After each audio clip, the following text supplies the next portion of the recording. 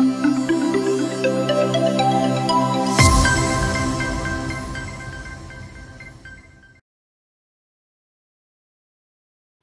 and welcome to Daily News Simplified, an analysis of the Hindu newspaper from UPSC perspective.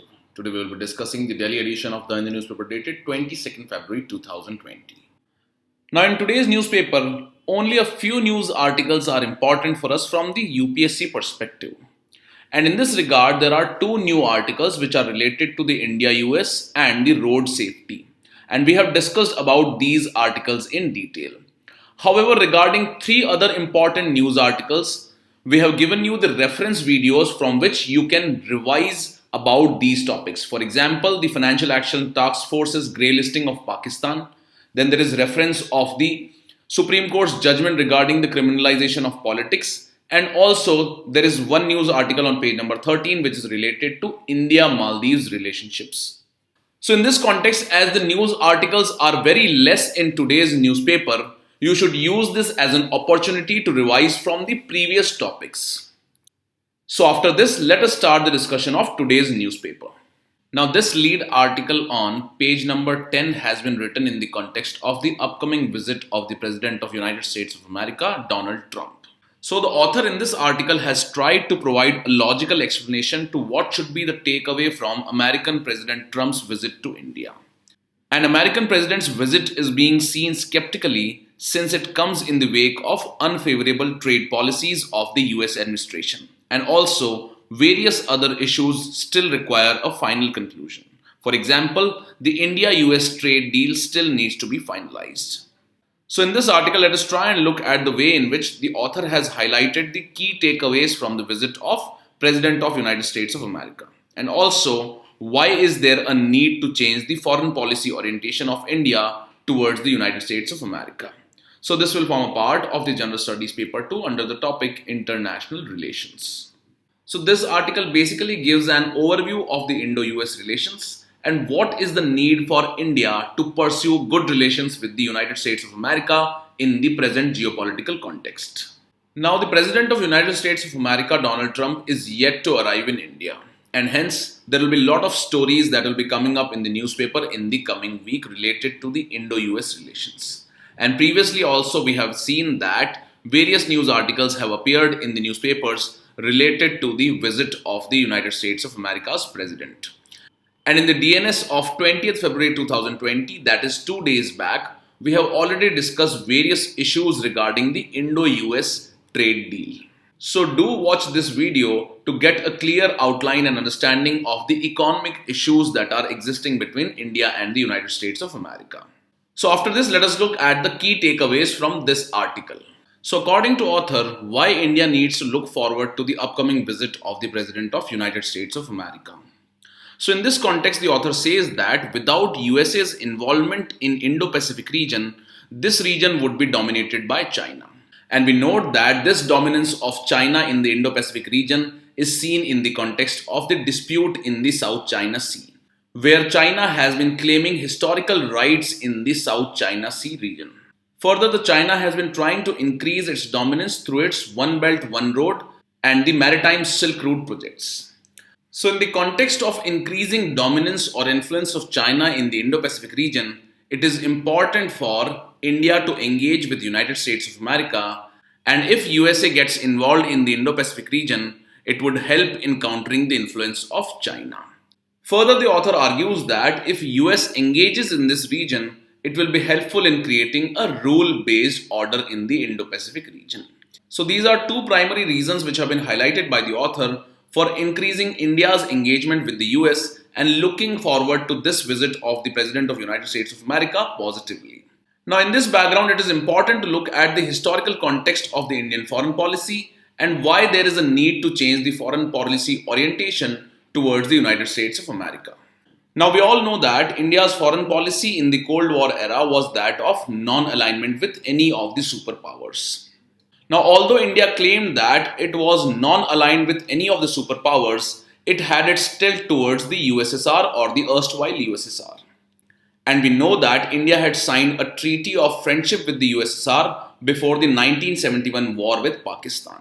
However, the author says that in the past, India's tilt away from the US has had adverse consequences for India. And these consequences still cast a shadow on the present. And some of these adverse consequences in the past due to the non-engagement with the US during the Cold War era include the Pakistan issue, because US was traditionally seen to be supporting the cause of Pakistan. Secondly, India had faced embarrassment during the Sino-India War of 1962, and India could not take help of either United States of America and the USSR. And the policy of non-alignment had costed India dearly during this Sino-India War of 1962. So to do away with such kind of consequences, so in this context it is important for India to engage with the superpowers of the present time, and we know that United States of America stands as the most powerful nation in the world in the present times. Further, we know that after the disintegration of the erstwhile USSR, the world politics has now become unipolar. And in this context, India's foreign policy has witnessed a pro-US tilt recently. And we know that this foreign policy tilt was visible in the civil nuclear deal which India signed in the year 2008. However, the present tilt of India towards the United States of America is being seen in the context of increasing influence of China in the Indo-Pacific region. So in order to counter the influence of China in the Indo-Pacific region, India wants to align with the United States of America. Now, in this context, many critics have claimed that the Trump administration has wrecked India-US relations in the present times. However, the author claims that the present relationship has had many successes to its credit. And some of these successes include the military agreements between India and US, further the new 2+2 foreign and defense ministers dialogue.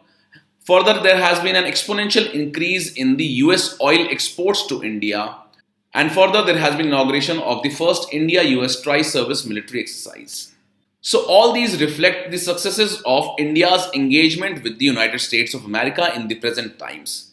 However, the author cautions that much work needs to be done for the two countries to fulfill the potential of the relationship, especially in the area of defense and economy. So the upcoming visit of the President of the United States of America should be seen as India's preparation for the second term of the Trump administration if Donald Trump succeeds in the upcoming elections in the United States of America. Further, the author cautions that even if a change happens in the US administration in the upcoming elections, India should continue engaging with its source of support in the United States of America, that is the Indian diaspora.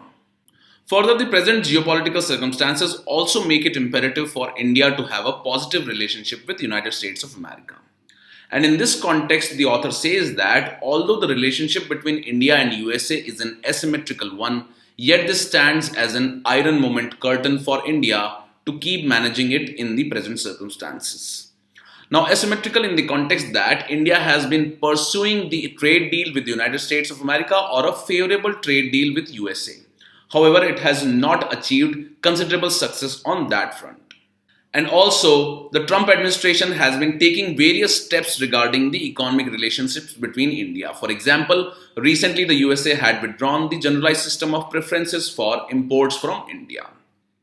So in this context, the author says that the relationship between India and USA is an asymmetrical one. However, the author has said that despite such asymmetrical relationship between India and US, it is important for India to engage with the USA in the present times. Now, the author has called this as an Iron Curtain moment for India in the context of the important speech which was given by Winston Churchill in the year 1946 in the context of the Cold War. So in this context, the author says that the asymmetrical partnerships are rarely easy, and the partnerships with superpowers are even more difficult in the international politics.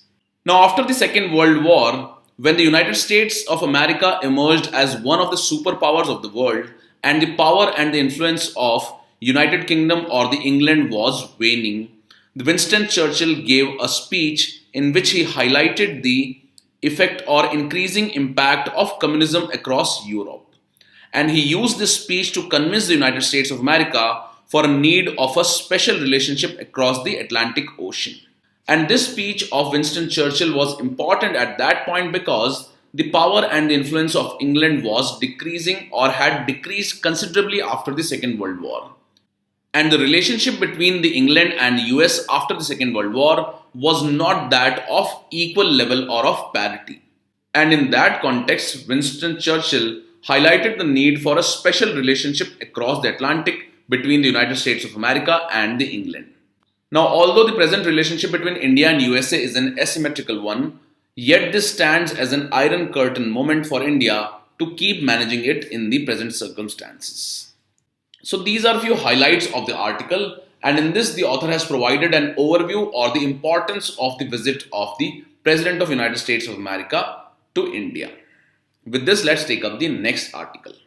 Now, this editorial on page number 10 talks about the road safety issue in India. And this article has been written in the context of 19 people who died due to an accident on their journey from Bengaluru to Ernakulam in a Kerala government bus. Now, in this context, earlier the Union Transport Minister had reiterated India's commitment to achieve a reduction in the road accidents at the 3rd Global Ministerial Conference on Road Safety at Stockholm. So this editorial highlights various suggestions for improving the road safety architecture in India. So in this context, let us look at what are the challenges that are being faced regarding the road safety issue in India and what are the possible solutions for them. And this shall be important for us from the General Studies paper 3 under the topic infrastructure and in the subtopic roads.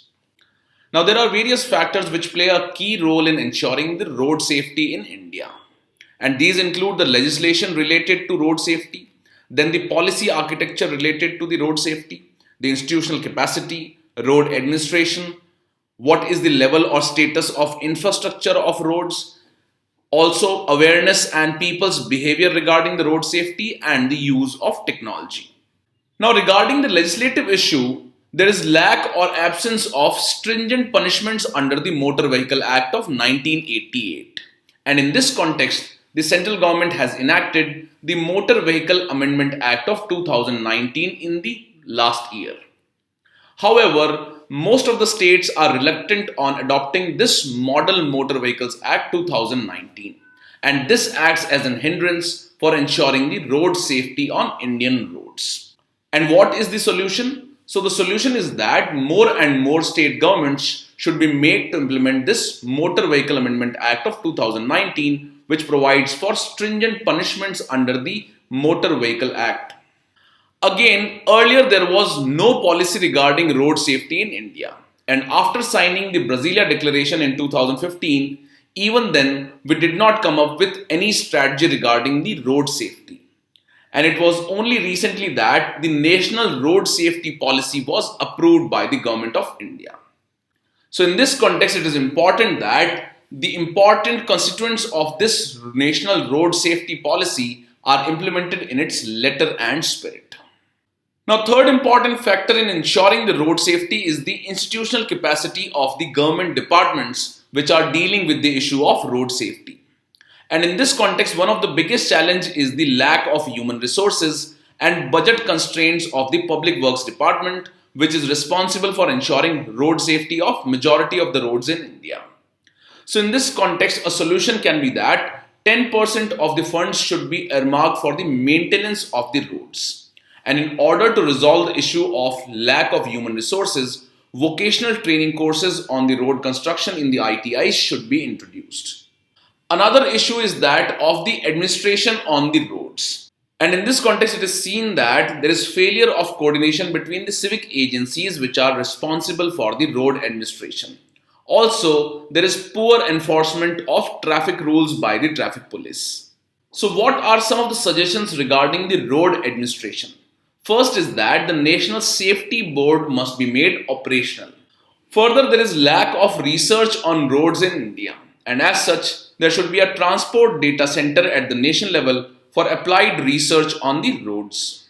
Now, most of the roads in India are not well lit, and in this context, there is a need for elimination of black spots or the dark spots on Indian roads which are vulnerable or prone to the accidents. Now regarding the traffic management, there is lack of technology-enabled traffic management systems. And in this context, there is a need for information technology-enabled traffic management system across the Indian roads.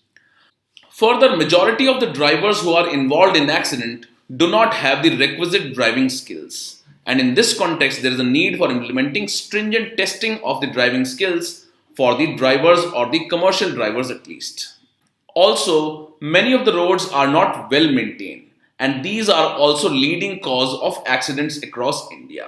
So in short, there is a need for ensuring the accountability of the contractors which are responsible for the maintenance of the roads. Now, besides the issues of legislation, policy and road administration, another important issue is that of infrastructure in India, and that is related to poor road design and engineering. Now, in this context, 6% of the roads of India are highways. However, out of these 6% highways, only 22% are 4-lane roads. So, in this context, it is important that there is completion of the projects like Bharatmala Pariyojana, etc. on time, so that the 4-laning and the 6-laning of the important highways can be done, so that the number of accidents are reduced on such highways. And for this, the Central Road and Infrastructure Fund must be utilized for maintenance of the highways. Another important factor which lead to casualties on Indian road are the public's behavior. And it has been seen that there are a lot of unauthorized speed breakers found on the highways, and they are leading causes of accidents. Further, majority of the people are reluctant on using the helmets which ensure their safety. And also, majority of the drivers are known for breaking the speed limits. So in this context, it is important that commercial vehicle drivers are trained properly and they are tested for their driving skills. And also, there is a need for increasing the awareness about the road accident fatalities. And in this regard, a particular amount of funds should be earmarked for research and development on roads. And also, new emerging technologies like the use of plastics for the creation of more durable roads should be implemented. So in this, we have seen various factors which are important for ensuring the road safety. Also, we have seen various challenges associated with these factors and have provided certain solutions regarding those challenges. And this can be used for answering the questions in the mains examination related to the road safety issue. Now, this article on page number 1 is related to the grey listing of Pakistan under the Financial Action Task Force. And Pakistan has been retained on the grey list of the Financial Action Task Force for more than 4 months now. Now, in this context, it should be noticed that Pakistan is among 12 other countries which have been listed in this grey list. And the blacklist of the Financial Action Task Force is known as the Call to Action list. Now, this issue of grey listing of Pakistan on the Financial Action Task Force has been in news continuously for past 1 year. And various aspects of the blacklisting, grey listing and the Financial Action Task Force have been covered in the Daily News Simplified of 27 January 2020 in detail. So do go through this video to revise the various aspects of Financial Action Task Force's grey listing of a nation. Now, in this context, we have already discussed a question in the prelims practice related to the current affairs of August month related to the Financial Action Task Force. So let us revise that question that we had discussed in the discussion of current affairs of August month in the prelims practice. Now, this 8th question is related to the Financial Action Task Force. And it was in news in the month of August because Pakistan was already placed in the Financial Action Task Force grey list in the year 2018. And in this line, the Asia Pacific group of the FATF had put Pakistan in the enhanced expedited follow-up list for failing to comply with the commitments against terror financing and money laundering. Further, India was pushing with United States of America, France and other countries for putting Pakistan into blacklist now. So in this context, knowing about the Financial Action Task Force and its mandate becomes extremely important for us from the preliminary examination point of view. And if you go through this question, which is related to nuclear suppliers group, it was asked in the preliminary examination of 2018. So this question reads, what is the consequence or consequences of a country being a member of the nuclear suppliers group? So in this line, you should note that India had got a waiver from the nuclear suppliers group because of support of United States of America. Now, for becoming a member of the nuclear suppliers group, a country has to first sign the Non-Proliferation of Nuclear Weapons Treaty, that is the NPT. So in this context, the second statement here becomes incorrect because it does not automatically become a member of the NPT. However, the country has to first sign the NPT to become a member of the nuclear suppliers group. And in this line, you should note that India has not signed this NPT, and as such, it is not becoming a member of the nuclear suppliers group. Further, if you look at the first statement that it will have access to the latest and most efficient nuclear technologies, you should note that the nuclear supplier group aims at controlling the export of nuclear weapon related technologies. So once a country becomes a member of the nuclear suppliers group, it will have the access to latest and most efficient nuclear technologies. However, this will not include technologies which are related to nuclear weapon making. And hence the correct answer that was related to this question was A, that is 1 only. Now this eighth question that we have created reads that the Financial Action Task Force deals with combating money laundering and combating terror financing only. Second is that Pakistan is a member of Financial Action Task Force. And third is that Iran and North Korea are only two countries in the FATF's list for call for action. Now, if you read about the Financial Action Task Force, you will find that it was established in the year 1989 by the G7 countries. And it was initially created to examine and develop measures to combat money laundering only. However, its mandate was expanded in the year 2001 after the attack on World Trade Center in United States of America. And in this expanded mandate, it had to incorporate efforts to combat terror financing in addition to money laundering. And further, in the year 2012, another thing that was added into its mandate was efforts to counter the financing of proliferation of weapons of mass destruction. So presently, its mandate is that it aims at controlling money laundering. Also, it aims at combating terror financing. And again, it aims at countering the efforts of financing of proliferation of weapons of mass destruction. So in this line, the first statement here becomes incorrect. And by this, you can easily eliminate the options C and D here. Now, presently, the Financial Action Task Force has 41 members. And in this line, Pakistan is not a member of the Financial Action Task Force. Now, as the mandate of Financial Action Task Force is to combat money laundering, combating terror financing, and also combating the financing of proliferation of weapons of mass destruction. So in this line, the FATF monitors not only the member countries, but it also monitors other countries which are not the members of Financial Action Task Force. And in this line, the FATF puts these countries into certain categories which are not complying with the measures of combating terror financing, etc. So the two categories that have been defined by the Financial Action Task Force are the calling for action list, and the second one are the other monitored jurisdictions. And this calling for action list is popularly or informally known as the blacklist of the FATF, while the other monitored jurisdictions list is informally known as the grey list. And presently, Pakistan has been put into the grey list. So in this regard, the current status is that Iran and North Korea are the only two countries in the FATF's list for calling for action, or which is informally known as the blacklist. And hence the correct answer here is third statement. So the option that is correct is A, that is 3 only. Further, it should be noted that India is a member of this Financial Action Task Force. Further, to read about the Financial Action Task Force and the grey listing of Pakistan, you can go through the Focus magazine of September month. Now, this article on page number 10 has been written in the context of a recent Supreme Court order which has made it mandatory for the political parties to publish the criminal antecedents or the pending criminal cases of the candidates that they have chosen for the assembly elections, Lok Sabha elections, etc. And in that case, these political parties will have to publish the criminal antecedents or the pending criminal cases of these candidates on their websites and also on social media handles. Now, this judgment of the Supreme Court can be seen in the larger context of the criminalization of politics in India. And various aspects of the issue of criminalization of politics in India in the context of this recent Supreme Court judgment has been discussed in the Daily News Simplified of 15 February 2020. So do go through this video to understand the issue of criminalization of politics in detail, and which can be important for us from General Studies paper 2 of the mains examination. Now, this article on page number 13 is regarding the recent visit of the Home Minister of Maldives. And during this visit, both India and Maldives and the Home Ministers of both these countries have agreed to take on terrorism and radicalization in both these countries. Further, if you look at the Daily News Simplified of 14th December 2019, the article read Maldives is negotiating China's debt.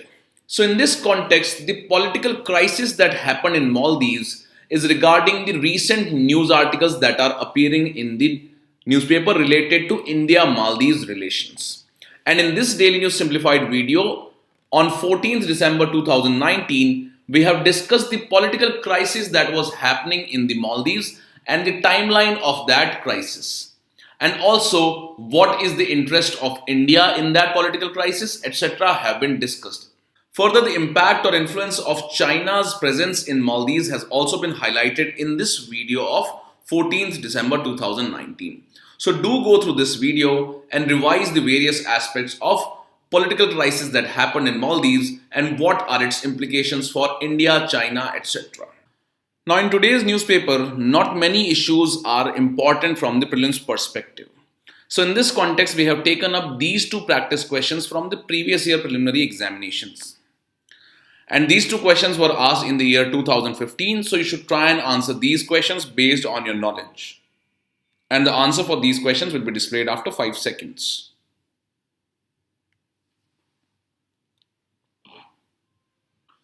So the first question reads, consider the following states and in which of the following states do tropical wet evergreen forests occur? And the states are Arunachal Pradesh, Himachal Pradesh and Mizoram.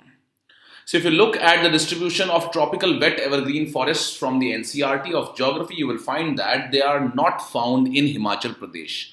This is because the rainfall in Himachal Pradesh is not high enough for the occurrence of tropical wet evergreen forests. And these tropical wet evergreen forests are found in Arunachal Pradesh and Mizoram. So the correct answer here is C, that is 1 and 3 only. And if you look at this question, it reads, in India, in which of the following types of forests is teak dominant tree species? And the correct answer here was A, that is, it is the dominant tree species in tropical moist deciduous forest. With this, we conclude today's discussion. Now let's take up the question for the day.